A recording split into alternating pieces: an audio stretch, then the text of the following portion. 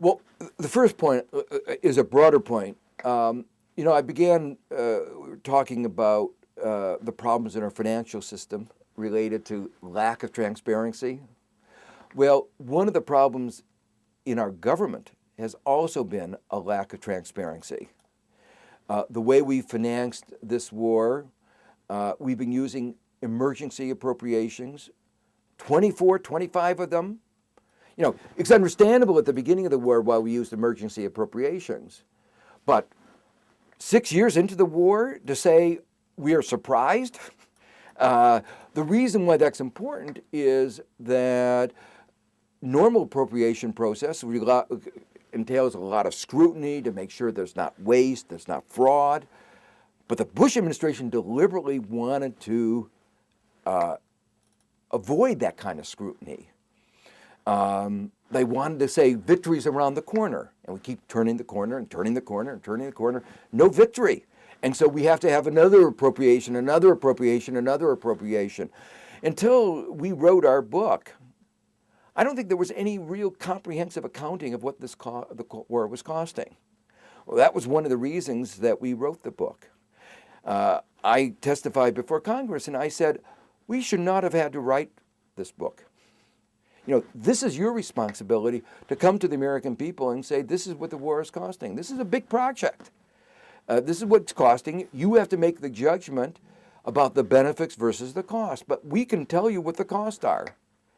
But this is a vast undermining of democratic processes. So the lack of transparency, the lack of good accounting. I talked before about the bad accounting procedures in Wall Street.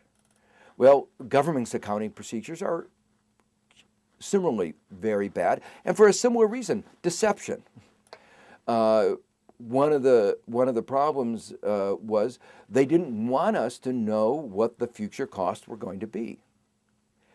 Every firm in the country, every responsible firm, uses what is called accrual accounting. That is to say, when you take an action, you take into account future costs. We've been using cash accounting. So we don't report the cost of the future disability payments, the future health care costs of those who are disabled. Until we talked about it, there was no real accounting of what these future liabilities were going to be, the $600 billion. That's a lot of money. So, but what we've seen in Wall Street is that there are consequences of bad accounting. And the same thing is true of the government. When you have bad accounting, bad information, you make bad decisions. So an example was the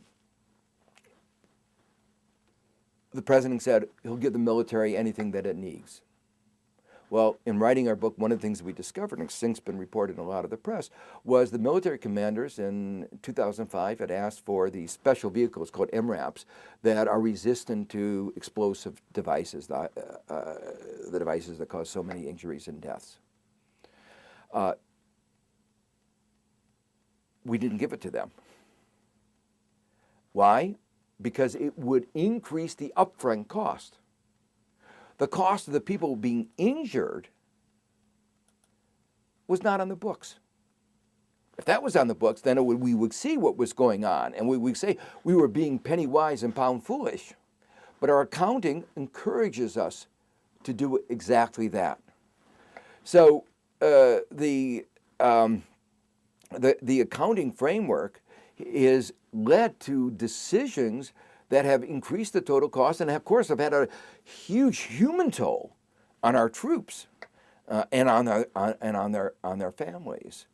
So deliberate deception. Another example of this deliberate deception is if you go to the government's website about the number of people injured.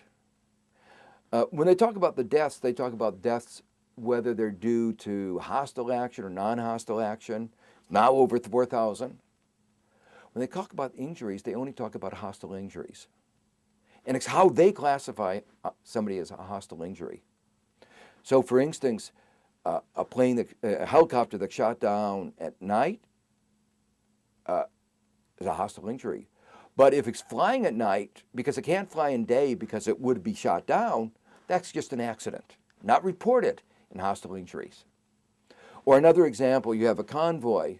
The first vehicle in the convoy hits a mine, an explosive device. Somebody gets injured. That's a hostile injury. The second vehicle crashes into the first vehicle because of the mine. That's just an automobile accident, not reported. And what we discovered is the total number of injuries was twice.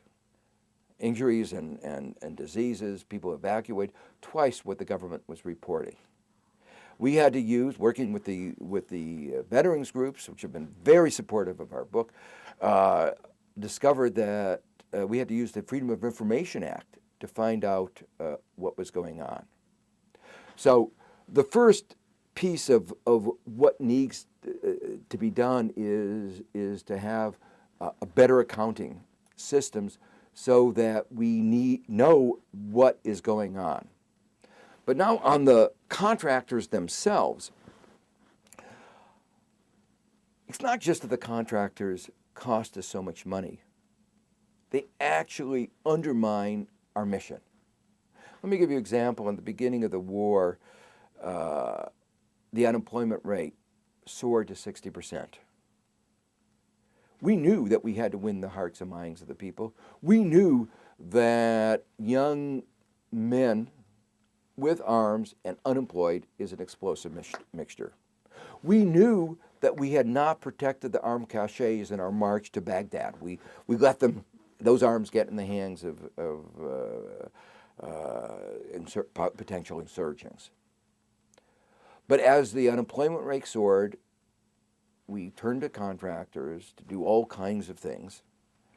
And the contractors were not focusing on our mission. They were not focusing on what was necessary for us to win the hearts and minds of the people.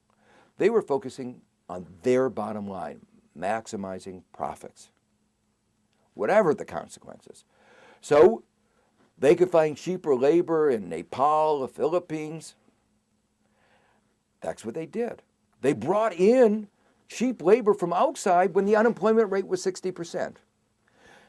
Of course, that contributed to the resentment, to the anger in Iraq, and that explosive mixture of unemployed people with arms exploded, and thus began the insurgency.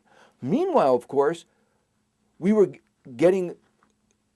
alienating other countries around the world. Philippines, one of our close allies. Philippines has a minister who's in charge of people from the Philippines working abroad and want to make sure that they are treated well, that they're safe. Obviously worried about what was going on in Iraq. They said, this is too dangerous. We don't want them to be kidnapped, and it puts all kinds of stress.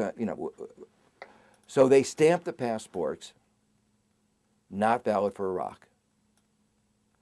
Well, a little while ago I was talking to the Philippines minister, and he said, you know what?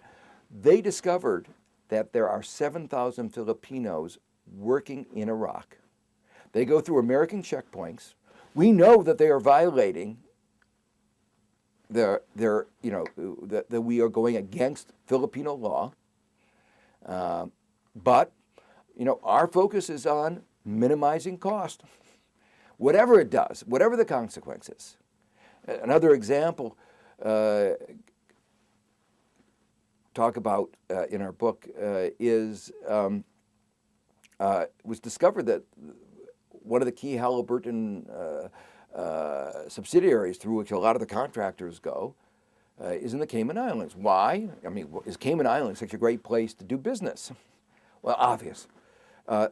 They're avoiding Social Security and Medicare taxes. Now, what kind of example is the U.S. government setting for private employers? That you should go to the Cayman Islands so you avoid Medicare taxes and Social Security taxes? But those are costs that we are going to have to pick up, we, the taxpayer. Because if they get sick when they're old, we will pay those bills. We will still have to pay their Social Security benefits. So again, it's one of those things where the accounting system is they're trying to hide the total cost, save money in a penny-wise way, but pound foolish, burden on American taxpayers in the future, but, that's under somebody else's watch. They'll be gone, and we'll have to be paying the problems, dealing with the problems for decades to come.